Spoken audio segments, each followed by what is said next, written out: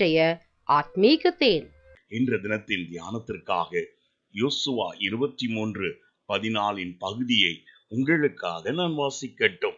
உங்கள் தேவனாகிய கர்த்தர் சொன்ன நல் வார்த்தைகளில் எல்லாம் ஒரு வார்த்தையையும் தவறி போகவில்லை என்பதை உங்கள் முழு இருதயத்திலும் உங்கள் முழு ஆத்துமாவிலும் அறிந்திருக்கிறீர்கள்.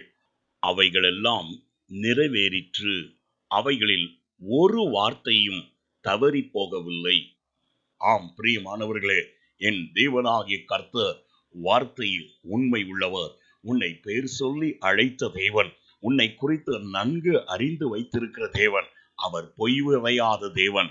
தம்முடைய வசனங்களில் அனைத்தையும் உண்மையை காக்கிறதான என் தேவனாகிய கர்த்தர் இம்மட்டுமாக இந்த 3ஆம் மாதத்தின் கடைசி வரையந்தம் உன்னை நடத்தி வந்ததான தேவன் இன்னும் வருகிறதான நாட்களிலும் நீ வெற்றியுள்ள ஜீவனம் செய்யும்படியாக, நீ ஜெயமுள்ளவனாய் வாழும்படியாக அவர் உன்னோடு இருக்கின்ற தேவனாய் இருக்கிறார். காலங்களும் மாதங்களும் மாறுகிறதா இருக்கலாம், ஆனால் என் கர்த்தராகிய தேவன் தான் உனக்கு கொடுத்ததான வார்த்தையில் என்றும் மாறுவதில்லை.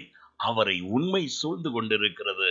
அவர் உண்மையானதை பேசுகிறது மாத்திரமல்ல, உன்னை அழைத்ததான தேவன் உனக்கு கொடுத்த வாக்குத்தத்தங்களை நினைவு கூர்ந்து வரும் நாட்களிலே அதை நிறைவேற்றுவதில் வல்லவராய் இருக்கின்றார். ஆம், எவைகளுக்கெல்லாம் நீ ஜெபித்து முடியவில்லை என்று சொல்லுகிறாயோ, வரும் நாட்களிலே அதை கட்டாயம் உன் வாழ்விலே நிறைவேற்ற என் தேவன் உண்மையும் உத்தமம் உள்ள தேவனாய் இருக்கிறார்.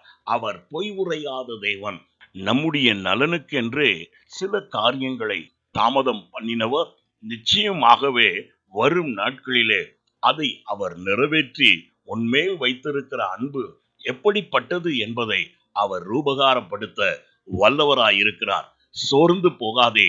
நீ அவரை மாத்திரம் உறுதியாய் பற்றி கொண்டு அவரையே சேவிக்கின்றவனாய் விசுவாசத்தில் உறுதி கொண்டு நிற்பாய் என்று சொன்னார். ஏற்ற காலங்களிலே வார்த்தையின் வள்ளலாய் இருக்கிற என் தேவன் தம்முடைய கிரியைகளினாலே உன்னை மகிழ பண்ண வல்லவராய் இருக்கிறார். நான் உங்களுக்காய் ஜெபிக்கட்டும். எங்களை மிகவும் அளவில்லாமல் நேசிக்கும் அன்புள்ள பிதாவே, நீர் எங்களுக்கு தந்த வார்த்தையில் ஒருபோதும் பொய் உரைத்ததில்லை. இதுவரைக்கும் எங்களை அதிசயமாக அற்புதமாய் நடத்தினதான தேவன், உம்முடைய வார்த்தையை மகிமைப்படுத்தும்படியாக எங்களுடைய வாழ்க்கையிலும் நீர் அதிசயத்தை செய்ய வல்லவராய் இருக்கிறபடியால் நன்றி. அப்படியே இந்நாளிலும் உம்முடைய பிள்ளைகளுக்கு செய்வீராக. இயேசுவின் நாமத்தில் பிதாவே, ஆமென். God bless you.